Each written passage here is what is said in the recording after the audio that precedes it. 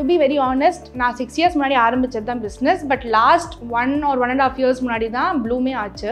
That's because I was consistent with my business. Actually ஒரு பேக்கரோட திருப்தியை வந்து பார்த்தீங்கன்னா, அந்த அவுட்கம் நல்லா வந்ததுன்னா ஃபஸ்ட் நமக்கு சாட்டிஸ்ஃபை ஆகணும், அப்புறம் தான் அது கஸ்டமருக்கு போகணும். நமக்கு அது பார்த்துட்டே இருக்கும்போது போக போக அக்லியாக இருந்துச்சுன்னா அது ஒரு கண்டிப்பாக ஒரு. பட் இப்போ இருக்கிற டைமில் ஒரு கேக் ஹாஃபாக உடஞ்சா கூட I can make it back to normal. அந்த பவர் எனக்கு வந்துருச்சு பிகாஸ் ஆஃப் தி எக்ஸ்பீரியன்ஸ். வேறு எதுவுமே கிடையாது.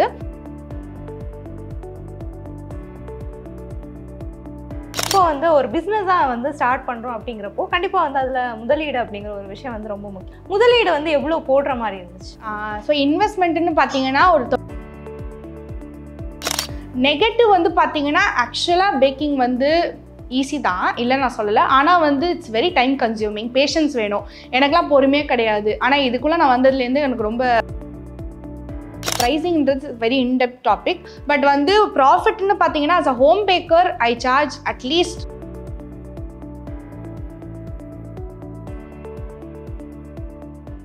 டியர் விமன் நேயர்களுக்கு வணக்கம். நம்ம தொடர்ந்து பிஸ்னஸ் ரிலேட்டடாக பல புது புது தொழில் முனைவரை வந்து சந்திச்சுட்டு இருக்கோம். அந்த வகையில் இன்னைக்கு ஒரு யங் ஆண்டர்பிரினரை தான் மீட் பண்ண போகிறோம். ஸோ வாங்க ஜான்பன் பைட்ஸோட ஃபவுண்டர் ஜனனி மேம்கிட்ட வந்து பேசி நிறைய விஷயங்களை வந்து தெரிஞ்சுக்கலாம். வணக்கம்மா. வணக்கம் மேம். ஃபர்ஸ்ட் வந்து ஜான்பன் அந்த பேரே வந்து கொஞ்சம் டிஃப்ரெண்ட்டாக இருக்குது. ஸோ எப்படி ஆரம்பிச்சிச்சு? ஆக்சுவலி என் பேர் ஜனனி. ஸோ ஜான் அதுலேருந்து எடுத்தேன். Pan was totally random. Actually என் அங்கிள் தான் நீங்கள் கேட்கணும். அதுக்கு அவர் தான் அது சம்திங் ரிலேட்டட் டு குக்கிங் வந்து போடலாம் அப்படின்னு சொன்னாங்க. ஸோ ஜான் பேன் அப்படின்னு போட்டாச்சு. இப்போ வரைக்கும் ஆனால் எல்லாம் ஜப்பான் தான் அது படிச்சுட்டு இருக்காங்க. ஸோ இது பார்த்தா தான் அவங்க கொஞ்சம் யா. ஸோ உங்களுக்கு வந்து பேக்கிங் அப்படிங்கிறது வந்து பேஷனா இல்லை வந்து ஆக்சிடெண்ட்டாக இந்த ஃபீல்டுக்குள்ளே வந்தீங்களா? பேஷனாக அது எப்படி ஸ்டார்ட் ஆச்சுன்னு எனக்கே தெரியல. ஆக்சுவலி வந்து ஒரு குக்கிங் சேனல் பார்த்தேன் ஒரு 8th ஸ்டாண்டர்ட். அப்போது இந்த தமிழில் குக்கிங் சேனல்ஸ்லாம் வரும்ல, அதில் வந்து அவங்க ப்ளம் கேக் பண்ணியிருந்தாங்க. ஸோ அப்போ ஆக்சுவலி அது வரைக்கும் நாங்கள் கேக்குன்னு ஒன்று பண்ணியிருந்தோம், நானும் என் சிஸ்டரும். அது வந்து டெக்ஸ்சர் வைஸே ரொம்ப டிஃப்ரெண்ட்டாக இருக்கும், ஒரு மாதிரி ஓகேங்களா, அல்வா மாதிரி இருக்கும். ஸோ அது வந்து அதுதான் நாங்கள் கேக் நினச்சிட்டு இருந்தோம். அதுக்கப்புறமா வந்து அவங்க ஒரு போட்டாங்களே, அதை பார்த்து எழுதி அதில் ஒரு கேக் ட்ரை பண்ணலேருந்து இன்ட்ரெஸ்ட் வந்து நான் வந்து பர்சியூ பண்ண ஆரம்பித்தேன்.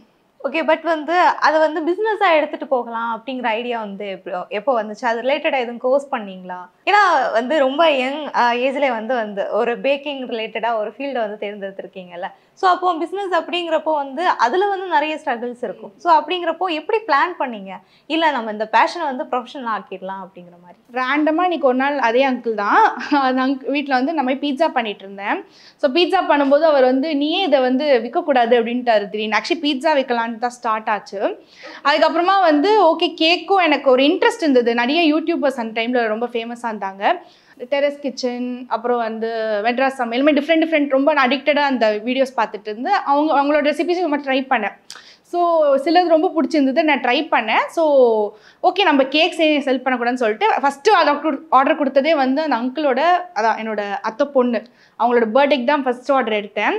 ஸோ வந்து of course result was so bad. But ஒரு நல்ல ஒரு எக்ஸ்போஷர் கொடுத்தது. இத்ரூன் தான் கேக் பண்ணால் அவர் வந்து ஒரு 5K கொடுத்துட்டாரு. அவர் ஒரு சும்மா சப்போர்ட் மாதிரி. அந்த பிக்சர் கூட என்கிட்ட இருக்குது.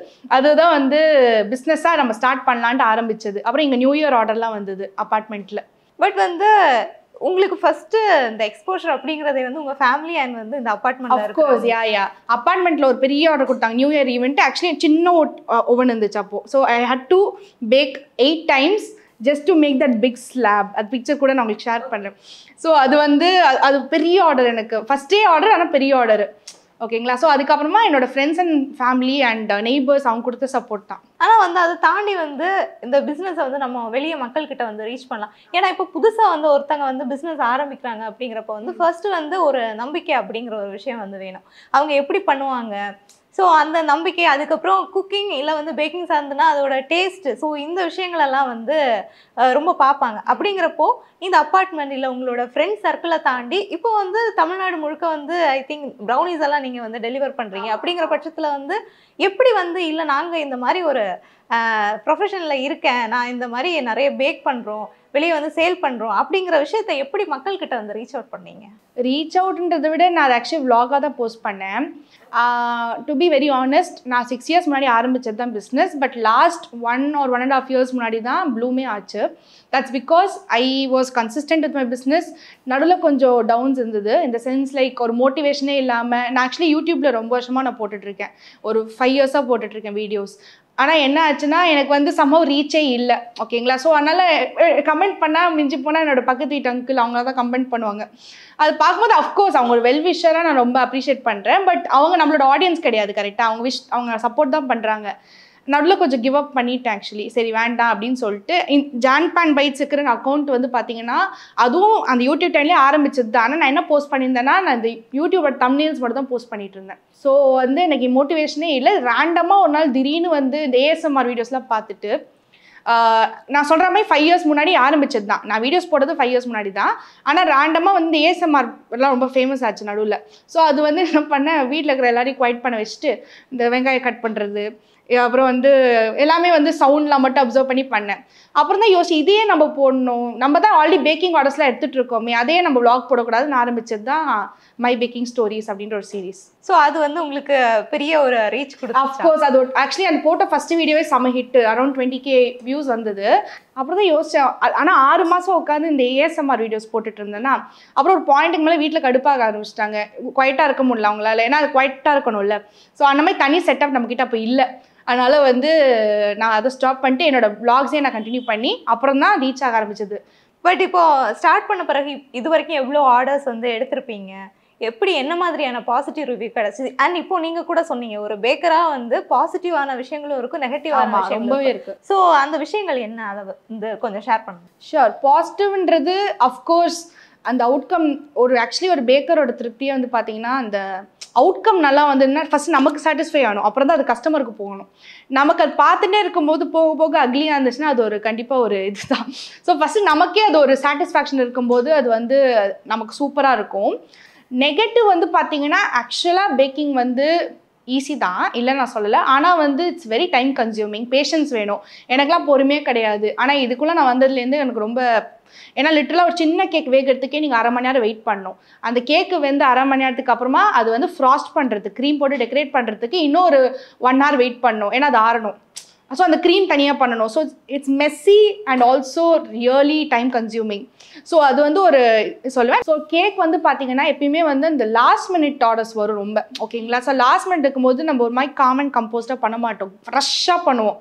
ஸோ அப்படின்னு இருக்கிற டைமில் வந்து சம்டைம்ஸ் லாஸ்ட் மினிட்ல சொதப்பலாம். லைக் கேக் ஸ்லைட் ஆகும், டெலிவரி டைமில் ஸ்லைட் ஆகும்.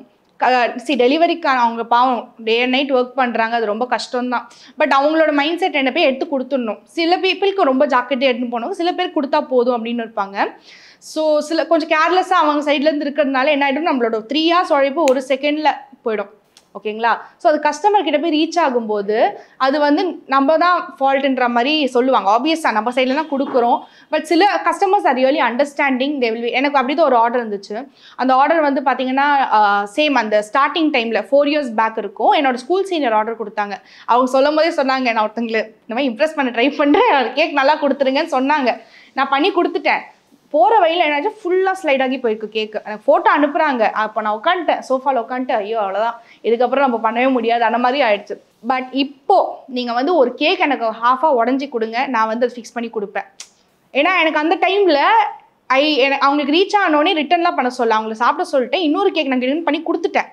பட் இப்போ இருக்கிற டைமில் ஒரு கேக் ஹாஃபாக உடஞ்சா கூட I can make it back to normal. அந்த பவர் எனக்கு வந்துருச்சு பிகாஸ் ஆஃப் தி எக்ஸ்பீரியன்ஸ். வேறு எதுவுமே கிடையாது. ஸோ நெகட்டிவ்னு பார்த்தீங்கன்னா அஃப்கோர்ஸ் எல்லாருக்குமே டேஸ்ட் ஒரே மாதிரி இருக்காது, டிஃப்ரெண்ட் டேஸ்ட் இருக்கும். ஸோ நிறைய பாசிட்டிவ் வந்தாலும் அஃப்கோர்ஸ் சில பேருக்கு வந்து பிடிக்காமல் இருக்கலாம், ஆர் சில பேருக்கு நம்ம க்ரோத் பிடிக்காமல் இருக்கலாம். அந்த மாதிரி கூட நிறைய பேர் இருக்காங்க. ஸோ நெகட்டிவ் சைட்னா இதெல்லாம் தான் சொல்லுவேன். இந்த பொறுமை இல்லாமல் நம்ம ஃபாஸ்ட்டாக பண்ணோன்னா கேக் வந்து கொலாப்ஸ் ஆகிடும். ஸோ அது ரொம்ப பொறுமை தேவை. இப்போ கஸ்டமைசேஷன் அப்படிங்கிறப்போ வந்து நீங்க என்ன மாதிரியான வெரைட்டிஸ் வந்து கொடுக்குறீங்க கேக்ஸ்ல? கஸ்டமைசேஷன் தான் இப்போ தீம் பேஸ்ட். இப்போ ஒரு தீமாக இப்போ ஆர்டர் பண்ணாங்க. சில பேர் வந்து ஒரு cartoon names like Shinchan cake or Doraemon cake different தீம்லேருந்து கேட்பாங்க. ஸோ அந்த தீம்க்கு ஏற்ற மாதிரி அவங்க கேட்ட மாதிரி பண்ணலாம். ஆனால் ஐ ஒன்லி அஷ்யூர் எதெல்லாம் என்னால் பண்ண முடியுமோ அது மட்டும் தான் நான் சொல்லுவேன். முடியலைன்னா நான் I will be very frank இல்லை அப்படின்பேன். ஏன்னா நம்ம சைட்லேயும் கொஞ்சம் ப்ராக்டிஸ் பண்ணிவிட்டு அதுக்கப்புறமா நான் கன்ஃபார்ம் பண்ணுறது வேறு. அவங்க வந்து சொன்னதுக்கப்புறம் ஒரு சேலஞ்சாக எடுத்து பண்ணுறது வேறு. அது ஆர்டர்ஸ் வச்சு நம்ம அது பண்ண முடியாது அன்ஃபார்ச்சுனேட்லி. ஸோ அண்ட் இப்போ வந்து ஒரு பிஸ்னஸாக வந்து ஸ்டார்ட் பண்ணுறோம் அப்படிங்கிறப்போ கண்டிப்பாக வந்து அதில் முதலீடு அப்படிங்கிற ஒரு விஷயம் வந்து ரொம்ப முக்கியம் இல்லை. ஸோ வந்து நீங்கள் இந்த பிஸ்னஸை வந்து ஒரு 4 இயர்ஸ்க்கு முன்னே நம்ம பிஸ்னஸாக எடுத்துகிட்டு போகலாம் அப்படிங்கிற யோசிக்கிறப்போ முதலீடு வந்து எவ்வளோ போடுற மாதிரி இருந்துச்சு? ஸோ இன்வெஸ்ட்மெண்ட்டுன்னு பார்த்தீங்கன்னா ஒரு 30,000 கிட்டே இருக்கும். நான் ரஃபாக தான் சொல்கிறேன். ஏன்னா சீரியஸாக நான் அந்த ஸ்டார்ட் பண்ண டைமில் எனக்கு இந்த இன்வெஸ்ட்மெண்ட்னு ஒரு விஷயம் கூட எனக்கு தெரியாது. ஐ வாஸ் வெரி ஒரு 11th கிரேடில் தான் ஆரம்பித்தேன். ஸோ நம்மளோட இன்வெஸ்ட்மெண்ட்டுன்னு பார்த்தீங்கன்னா மைக்ரோவேவு, அதுக்கப்புறமா வந்து உங்களுக்கு ஒரு ஹேண்ட் பீட்டர், ஸோ இது எல்லாமே சேர்த்து மேக்ஸிமம் ஒரு 30,000 ஸ்டார்ட் பண்ணியிருப்பேன். ஸோ வந்து அண்ட் நீங்கள் இப்போ கொஞ்சம் நேரமாக பேசுகிறப்போ வந்து ஒரு விஷயம் வந்து சொன்னீங்க, லைக் நம்ம வந்து டெலிவரியை கொடுக்குறோம் பட் வந்து கேக் வந்து ஸ்லைட் ஆகும் இந்த மாதிரி. ஸோ இந்த மாதிரி இஷ்யூஸும் இருக்கும்ல, அப்படிங்கிறப்போ வந்து நீங்கள் போட்ட காசை வந்து எடுக்க முடியுதா இந்த மாதிரி ஆரம்ப கட்டத்தில்? யூ மீன் லைக் அந்த டேமேஜ் ஆன உடனே வந்து உங்களுக்கு அது ப்ராஃபிட்டாக லாஸ் மாதிரி கேட்குறீங்களா? ஆக்சுவலாக லாஸில் தான் இருக்கும். பிகாஸ் ஆப்வியஸாக நீங்கள் வந்து you cannot charge them extra, right? ஏன்னா சைட் நம்மள எந்த ஃபால்ட், ஏன்னா தான் அந்த தேர்ட் பார்ட்டி ஆப் அவங்க அப்படி பண்ணாலும் நம்ம தான் அது ஃபால்ட், கரெக்டாக? ஸோ முடிஞ்ச அளவுக்கு நான் எப்படி நான் ட்ரை பண்ணுவேன்னா, ஒன்று ரீஃபண்ட் ட்ரை பண்ணுவேன். உங்களுக்கு டைம் ரொம்ப கம்மியாக இருந்துச்சுன்னா ரீஃபண்ட் ட்ரை பண்ணுவேன். அப்படி இல்லைனா அடுத்த வாட்டி அவங்க ஆர்டர் கொடுக்கும்போது ஃப்ரீயாக நான் ட்ரை பண்ணுவேன். இல்லாட்டி இமீடியட் ரீப்ளேஸ்மெண்ட் டிபெண்ட்ஸ் ஆன் அன்றைக்கி எவ்வளோ ஆர்டர்ஸ் வருது அப்படின்னு ஒன்று இருக்குல்ல. ஸோ அது டிபெண்ட் பண்ணி தான். But of course not profitable. லாஸாக இருந்தாலும் அது கஸ்டமரோட சாட்டிஸ்ஃபேக்ஷன் எப்பயுமே ரொம்ப இம்பார்ட்டண்ட். அண்ட் இப்போ கூட நீங்கள் வந்து சொன்னீங்க, இப்போல்லாம் வந்து நான் வந்து எக்ஸ்பீரியன்ஸ் ஆகிட்டேன், லைக் சின்ன ஒரு ஃபால்ட் வந்தால் கூட அது திரும்ப ரிட்டர்ன் பண்ண வச்சு நான் ரீக்ரியேட் பண்ணி கொடுக்குற அளவுக்கு வந்து ஸ்ட்ராங் ஆகிட்டேன் அப்படின்னு. பட் இப்போ இருந்தாலுமே அந்த நம்ம டெலிவரி பண்ணுறோம், அதுக்கிடையில் எப்படி ஆகுது அப்படின்னாலுமே அந்த ஒரு சின்ன லாஸுங்கிறது இருக்கா இந்த பிஸ்னஸை பொறுத்தவரைக்கும்? லாஸ் கண்டிப்பாக இருக்கும் தானே. அப்போது என்னதான் வந்து அவங்க ஃபார் எக்ஸாம்பிள் நான் சொல்கிறேன், அதுக்கு கீழே போட்டதை எடுத்து நம்மளால் ஃபிக்ஸ் பண்ண முடியாது. wherever it's hygienic and possible நான் மட்டும் தான் பண்ண முடியும், ஓகேங்களா? ஸோ அந்த மாதிரி இருக்குல்ல என்னால் பண்ண முடியும்.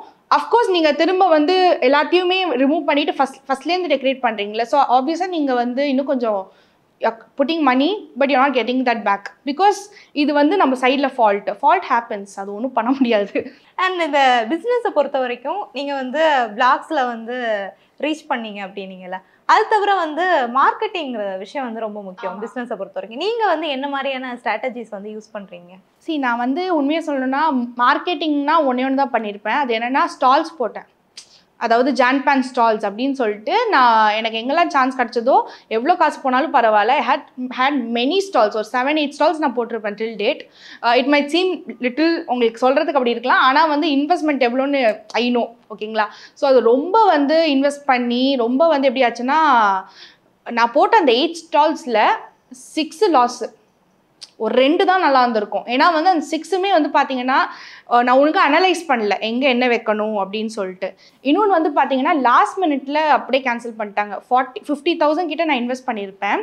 அந்த நைட்டு வந்து ப்ரிப்பேர் பண்ணிகிட்ருக்கேன். பீட்சா சாஸு, பீட்சா பேஸ், அது இதுன்னு ப்ரிப்பேர் பண்ணிகிட்ருக்கேன். அடுத்த நாள் காலங்காத்தால் 5 மணிக்கு போய் செட்டப் பண்ணும் வென்யூவில். அவங்க வந்து 10 மணிக்கு கால் பண்ணுறாங்க, இந்த மாதிரி ஆடிட்டிங் போகிறது, அதனால் கேன்சல் அப்படின்னு சொல்லிட்டு. அந்த 50,000 ரூபாய் it has just gone. But வர ரெவென்யூ அது வேறையா இருக்கும். இல்லை ஆக்சுவலாக நீங்கள் சொன்னதுமே கரெக்ட் தான். ஏன்னா இதுக்கு முன்னாடி வந்து நிறைய பிஸ்னஸ் ஆண்டர்பிரினர்ஸ் கிட்ட வந்து பேசணும். அப்போ வந்து ஒரு சிலர் வந்து என்ன சொல்லுவாங்கன்னா, ஸ்டால்ஸ் வந்து ரீச் அவுட் பண்ண ஹெல்ப் பண்ணிச்சு, பட் வந்து அது ரொம்ப ஒரு நம்ம மணி இன்வெஸ்ட் பண்ணி பண்ணுற ஒரு பெரிய விஷயமா இருக்குது. அண்ட் ஒரு சிலர் என்ன சொல்லுவாங்கன்னா, இல்லை ஸ்டால்ஸ் வந்து நாங்கள் பெருசாக வந்து ப்ரிஃபர் பண்ணல, நாங்கள் எங்களோட வே ஆஃப் ரீச்சிங் பீப்புள்ங்கிறது எப்படி இருந்துச்சுன்னா ஒர்க் ஷாப்ஸ் இந்த மாதிரி கண்டக்ட் பண்ணோம் அப்படிங்கிற மாதிரி சொன்னாங்க. ஸோ வந்து நீங்கள் வந்து இப்போ ஒர்க் ஷாப்ஸ் அந்த மாதிரி எதுவும் பண்ணுறீங்களா? யா ஆக்சுவலி நான் இப்போ வந்து I'm not only a baker, I'm also a mentor. I also take classes. ஆனால் நான் வந்து ஒரு பர்டிகுலர் ஆர்ட் ஸ்கூலில் வந்து I conducted baking workshop for the kids. But of course அது வந்து ரீச்னா எப்படின்னா, அந்த அமௌண்ட் தட் கம்பெனிக்கு தான் வந்து ரீச் ஆச்சு ஆப்வியஸாக. ஏன்னா அவங்க வந்து தனியாக வேற எங்கேயும் ப்ரொமோட் பண்ணல. Among the company it reach really well. அடுத்த பிரான்ச் கேட்க ஆரம்பிச்சாங்க. பட் அவுட் சைட் பீப்புளுக்கு இட் டென்ட் ரீச். ஸோ உண்மையாக சொல்லணும்னா ஈவன் ஸ்டால் போட்டதும் பார்த்தீங்கன்னா அந்த நாள் பார்ப்பாங்க, அடுத்த நாள் நம்மளை மறந்துடுவாங்க. ஸோ நீங்கள் போய் என்ன தான் இன்ஸ்டா ஐடியில் போய் ஃபாலோ பண்ணுங்க அப்படின்னு சொன்னாலும் அவங்களாம் ஃபாலோ பண்ண எப்பயுமே அது ஒரு எப்பயுமே நான் நினைப்பேன். நம்மளாம் போய் ஃபோர்ஸ் பண்ணக்கூடாது. ஸோ ஸ்டால் ஒரு விதம் அண்ட் ஒர்க் ஷாப் கண்டிப்பாக ப்ரொமோஷன் இந்த சென்ஸ் அந்த குரூப் ஆஃப் பீப்புளுக்கு தெரியுதா அவ்வளோதான். ஆனால் வெளியாளுக்கு தெரியாது. பட் டெஃபினட்டாக that push me to start my own workshop for my own circle. அது ஆரம்பிச்சு ஹெல்ப் பண்ணிட்டு கண்டிப்பாக. அண்ட் இப்போ வந்து நீங்க என்ன சொன்னீங்கன்னா லைக் இப்போ வந்து இந்தியா முழுக்க வந்து நாங்க ப்ரௌனிஸ் எல்லாம் வந்து டிஸ்ட்ரிபியூட் பண்றோம் அப்படி. ஸோ வந்து இவ்வளோ கஷ்டம் இருக்கு, இவ்வளோ ஸ்ட்ரகிள் இருக்கு. ஸ்டால் போட்டோம், பட் வந்து நிறைய பேர் வந்து அப்போ நோட் பண்ணுவாங்க, பட் திடீர்னு கடந்து போவாங்க அப்படிங்கிற விஷயம்லாம் இருந்துச்சு. ஆனா இப்போ வந்து இந்தியா முழுக்க வந்து நாங்க இவ்வளோ டிஸ்ட்ரிபியூட் பண்றோம் அப்படிங்கிறப்போ அதுக்கு பின்னாடி ஒரு ஜேர்னி இருந்திருக்கும்ல, அது என்ன? ஆக்சுவலாக நான் ரொம்ப பயந்தேன். இங்கேருந்து ப்ரௌனி வந்து பக்கத்து தெரு அனுப்புறதுக்கே நான் கொஞ்சம் பயப்படுவேன். இங்கேருந்து வேறு சேலம் அப்படி இப்படின்னு ஊருக்கு போகும்போது நான் கொஞ்சம் லைட்டாக வாஸ் ஆக்சுவலி வெரி ஸ்கேர்ட். ஏன்னா ப்ரௌனி பற்றி எனக்கு நல்லா தெரியும் தான், பட் அது உண்மையிலே எவ்வளோ நாள் ஷெல்ஃப் லைஃப் அதெல்லாம் வந்து எக்ஸ்பெரிமெண்ட் பண்ணால் தான் தெரியும். அதனால் என்ன பண்ண, ப்ரௌனி எடுத்து கவுண்டர் டாப்பில் வச்சேன், ஒரு ரேப் பண்ணிவிட்டு ஒரு ஃபுல் வீக் வச்சு பார்த்தேன். ஒன்றுமே ஆகலை, அப்படியே இருந்தது. இத்தனைக்கும் நான் எந்த ப்ரிசர்வேட்டிவ்ஸும் ஆட் பண்ண மாட்டேன். ஓகேங்களா? ஸோ அதுக்கப்புறமா தான் ஓகே ஒரு நம்பிக்கை வந்தது. ஃபஸ்ட்டு வந்து எங்களுக்கு எப்படி கொரியர் பண்ணோன்னே தெரியல. என்ன ஒரு சாதாரண பாக்ஸில் போட்டு பண்ணேன், பட் உடஞ்சி போய் அவங்களுக்கு ரீச் ஆகியிருந்தது. Then I learn how to bake. So எல்லாமே எக்ஸ்பீரியன்ஸ் தான். எதுவுமே நான் வந்து அஃப்கோர்ஸ் ஒரு பேக்கர் கிட்டே நான் ஒரு விஷயம் கற்றுண்டேன். பட் மோஸ்ட்டாக என்னோட எக்ஸ்பீரியன்ஸ்லேயே தான் நானும் அரைச்சமாகவே அரைச்சி நம்ம வந்து அப்படியே கற்றுக்க வேண்டியதுதான். அண்ட் வந்து இப்போ பேக்கேஜிங்கிறது எவ்வளோ முக்கியம்? அண்ட் இந்த மாதிரி இப்போ ஆர்ட்ஸ் ரிலேட்டடாக பிஸ்னஸ் பண்ணுறதா இருக்கட்டும், பேக்கிங்ஸ் அந்த விஷயங்கள் இன்னொரு இடத்துக்கு நாம் அனுப்புகிறோம் அப்படிங்கிறப்போ பேக்கேஜிங்கிறது எவ்வளோ முக்கியமாக இருக்குது. அண்ட் இப்போ கஸ்டமர்ஸ் வந்து என்ன பார்க்குறாங்க, அதோட பேக்கேஜிங் அப்படிங்கிறப்போ அதோட ஸ்டைல், அதுலேருந்து நீங்கள் என்ன மாதிரியான மெட்டீரியல் யூஸ் பண்ணுறீங்க, அந்த விஷயங்கள் எல்லாம் நோட் பண்ணுறாங்களா, இல்லை ஜஸ்ட் வந்து நமக்கு வந்து என்ன தேவையோ அது மட்டும் சேஃபாக இருந்தால் போதும் அப்படிங்கிற விஷயத்த நோட் பண்ணுறாங்களா? நீங்கள் வந்து கேட்குறது கரெக்ட் தான். ஆனால் இது 2 பதில் இருக்குது இதுக்கு. ஃபஸ்ட்டு பதில் வந்து உங்களுக்கு பேக்கேஜிங்கே தேவையில்லை. நீங்கள் சமோசாக்காரங்களாம் எவ்வளோ ஒரு நாளைக்கு எவ்வளோ சம்பாதிப்பாங்க? லேக்ஸில் நான் சொல்கிற ஒரு மந்த்துக்கு லேக்ஸில் சம்பாதிப்பாங்க. ஜஸ்ட் ஒரு பேப்பர் இதில் கொடுக்குறாங்க. நீங்கள் கொடுக்குற ப்ராடக்ட் தான் ரொம்ப இம்பார்ட்டன்ட் ஃபஸ்ட்டு. அதுக்கப்புறமா தான் பேக்கேஜிங் நான் சொல்லுவேன். பட் நிறைய பேர் என்ன சொல்லுவாங்க, கண்ணால் பார்க்கறது தான் ஃபஸ்ட்டு அப்படின்பாங்க. அதுவும் உண்மை தான். இது I think 2 different type of people இருக்காங்க. ஒன்று வந்து அன்னமை பார்க்குறவங்க, இன்னொன்று வந்து அந்த உள்ள ஃபுட்டு நல்லா இருக்கா அப்படின்னு பார்க்குறவங்களும் இருக்காங்க. ஸோ ஆனால் பேக்கேஜிங் டீசெண்டாக இருக்கணும். அதுக்குன்னு ரொம்ப இதுவாக இருக்கக்கூடாது. நம்ம பட்ஜெட்க்கு ஏற்ற மாதிரி ஒர்க் பண்ணி நம்ம அது பண்ணிக்கலாம். மேம் இப்போ வந்து நீங்கள் முதலீடுங்கிறது இவ்வளோ அப்படிங்கிறது சொன்னீங்க. இப்போ வந்து ஒரு 6 இயர்ஸ் ஆயிடுச்சுல்ல. ஸோ அப்படிங்கிறப்போ இந்த பிஸ்னஸ் அடுத்த கட்டமாக எப்படி நகர்த்தலாம் அப்படிங்கிற பிளான்ஸ் உங்களுக்கு இருக்குது? இப்போது ப்ராஜெக்ட் போயிட்டுருக்கு. பிளானிங் ஓப்பனிங் கெஃபே, அது வந்து நான் கண்டிப்பாக அனௌன்ஸ் பண்ணக்கூடிய சீக்கிரமாக இன்ஸ்டாகிராமில். ஸோ அதுதான் வந்து என்னோட அடுத்த க்ளவுட் கிச்சன் தான் இருக்கிறது. க்ளவுட் கிச்சன் கம் ரீட்டெயிலாக மாற்றுறதுக்கு ப்ராசஸ் போயிட்டுருக்கு. Yes, this is my next step. And இப்போ இன்வெஸ்ட்மெண்ட்டுங்கிறத பொறுத்த வரைக்கும் ஒரு 30,000 அப்படின்னீங்க. அண்ட் இப்போ வந்து அவங்களுக்கு அதுலேருந்து கிடைக்கிற வந்து ப்ராஃபிட் அப்படிங்கிறது எவ்வளோ? மேக்ஸிமம் வந்து ஒரு பிகினரான ஒரு பேக்கர் நல்லா பண்ணுறாங்க அப்படிங்கிற பட்சத்தில், மக்கள்கிட்ட ரீச்சும் ஆயிட்டாங்க அப்படிங்கிற பட்சத்தில் எவ்வளோ வந்து அவங்க சம்பாதிக்க முடியும்?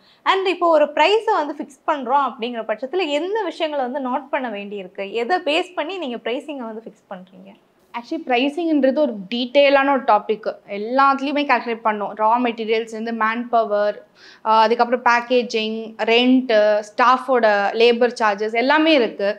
ஸோ வந்து ப்ரைஸிங்கிறது ஒரு ரொம்ப டைம் எடுக்கிற ஒரு விஷயம். ஆனால் அது வந்து ஒன் டைம் பண்ணிட்டீங்கன்னா உங்களுக்கு அடுத்த வாட்டி உங்களுக்கு அது ப்ராப்ளம் கிடையாது. ஸோ ப்ரைஸிங்கிறது வெரி இன்டெப்த் டாபிக். பட் வந்து ப்ராஃபிட்னு பார்த்தீங்கன்னா as a home baker I charge at least 100% profit. இல்லைன்னா நமக்கு அது ஒர்த்தே கிடையாது. ஏன்னா இப்போ வந்து இப்போ நல்ல லார்ஜ் பிஸ்னஸாக பண்ணுறாங்க தெரியுமா பேக்கரிஸ், அவங்களாம் வந்து ஒரு நாளைக்கு தே மைட் பேக் 2000 கேக்ஸ் கூட பண்ணலாம். ஸோ அவங்களோட கான்சன்ட்ரேஷன் ஒன்றுத்தில் இருக்காது, அந்த 2000லேயும் இருக்கும். ஆனால் அஸ் அ ஹோம் பிஸ்னஸாக பண்ணும்போது நம்ம அன்றைக்கி ஒரு நாளைக்கு ஒரு கேக் தான் பண்ணுவோம். அந்த ஒரு கேக்கே 3 hours ஆகும். ஸோ அந்த 3 hours நம்ம 3 hours அந்த கவனம் ஃபுல்லாக அந்த ஒரே கேக்கில் தான்.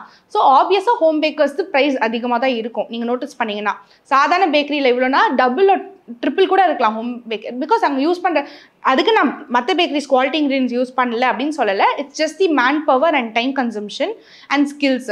இப்போ பேக்கரினா ஒரு மாதிரி ஈவனாக சில பேர் இது பண்ணுவாங்கல்ல, ஆனால் நம்ம வந்து என்ன கஸ்டமைஸ்டாக பண்ணுறோம். ஸோ அப்படின்னும் போது ஆப்வியஸாக அதுக்கேற்ற சார்ஜஸ் எக்ஸ்ட்ரா ஆகும். ஸோ அப்படின்னு பார்த்தீங்கன்னா home business is more profitable. ஏன்னா நீங்கள் இன்னும் நல்லா சார்ஜ் பண்ணி பண்ணலாம். ஆனால் உங்களுக்கு யூனிட் கம்மியாக இருக்கும். இவ்வளோ தான் பண்ண முடியும் அந்த நாளைக்கு. உங்களுக்கு அந்த அளவுக்கு பெரிய மேபி சில பேர் செட்டப் பண்ணுறாங்க, பெரிய வீட்டில் பெரிய ஓவனாக வச்சு பண்ணுறாங்க. But most of the home bakers limited OTG தான் வச்சுருப்பாங்க. ஸோ அண்ட் ஃபைனலாக வந்து இப்போ இந்த ஜாம்பன் பைட்ஸை பொறுத்த வரைக்கும் அதோட ஃபவுண்டரும் நீங்கள் தான், இப்போ மேனேஜ் பண்ணுறதும் நீங்கள் தான். ஸோ இந்த பேக்கிங்கில் இருந்து பேக்கேஜிங்கில் இருந்து ஸோ வந்து இந்த எல்லா விஷயத்தையும் வந்து பண்ணிகிட்டு இருக்கிறப்போ அதுலேருந்து ஒரு விஷயத்த வந்து கற்றுக்கிட்டு இருப்பீங்கல்ல. ஸோ அது என்ன வந்துச்சு? அதாவது it is okay to fall down sometimes. எல்லா டைமும் வந்து பிஸ்னஸ் சக்ஸஸ்லேயே இருக்காது. முன்னாடிலாம் வந்து அன்றைக்கி ஆர்டர் வரலன்னா ரொம்ப சோகமாக உட்காந்துருப்பேன். அப்புறம் அடுத்த நாள் நிறைய வரும், அப்படியே ஹாப்பியாக இருப்பேன். ஸோ ரொம்ப இப்படின்னு இருக்கக்கூடாது. ஆக்சுவலி அது நம்ம முடிஞ்ச அளவுக்கு நம்ம ட்ரை பண்ணணும். அண்ட் இது இனிமேல் தான் நான் ஃபாலோ பண்ண போகிறேன் இந்த ஒரு விஷயம். ஃபிசிக்கல் ஆக்டிவிட்டி ஃபிசிக்கல் எக்ஸசைஸ்லாம் ரொம்ப இம்பார்ட்டண்ட். ஸோ நீங்கள் பிஸ்னஸ்குள்ளே போயிட்டீங்கன்னா மென்டல் ப்ரெஷரும் இருக்கும், உங்களுக்கு இதுவும் இருக்கும். என்னதான் உங்களுக்கு வந்து ப்ராஃபிட்ஸ் அதெல்லாம் வந்தாலும் ஒரு ஹாப்பினஸ் இருந்தாலும் உங்களுக்கு அந்த பாடி ஒர்க் அவுட்லாம் பண்ணியே ஆகணும். இல்லாட்டி நிற்க முடியாது அவ்வளோ நேரம். ஸோ ஃபிசிக்கல் என்ன சொல்கிறது, ஸ்ட்ரென்த் ரொம்ப important, as well as mental strength. So டைமும் ஒர்க் லைஃப் பேலன்ஸ் அது பண்ணணும். நான் இன்னும் அது பண்ணல, கண்டிப்பாக அது பண்ணுவேன். அதுதான் என்னோட மோட்டிவ் இப்போது. Thank you ma'am. இப்போ ஜான்பர் பற்றி நிறைய விஷயங்களை வந்து சொன்னீங்க. அண்ட் இப்போ வந்து ஒரு யங் ஆண்டர்பிரினர் அப்படிங்கிற பட்சத்தில் வந்து பிஸ்னஸ் ஸ்டார்ட் பண்ணுறப்போ வந்து இப்போது ஓரளவு சக்ஸஸ்ஃபுல்லாக நீங்கள் எடுத்துகிட்டு வந்தீங்க. பட் அதுக்கிடையில் வந்து ஒரு நல்ல ஸ்ட்ரகிள் நிறைஞ்ச ஒரு ஜேர்னி, உங்களோட பிஸ்னஸை வந்து ரீச் அவுட் பண்ணுறதுக்கு நீங்கள் நிறைய எஃபர்ட் போட்டது. ஸோ நிறைய விஷயங்களை வந்து ஷேர் பண்ணீங்க. ரொம்ப நன்றி. Thank you so much.